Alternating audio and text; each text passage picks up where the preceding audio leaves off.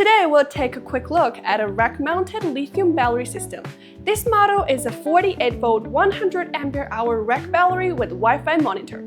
Users can monitor battery data through the Wi-Fi display or mobile app. Important parameters such as SOC, voltage, and current can be viewed in real time. The screen can also show the communication status between the battery and the inverter. When multiple batteries of the same model are connected in parallel, the screen can display the combined system information. These rack batteries support parallel connection to increase capacity. Series connection is not supported for this model. For installation, busbar wiring is recommended.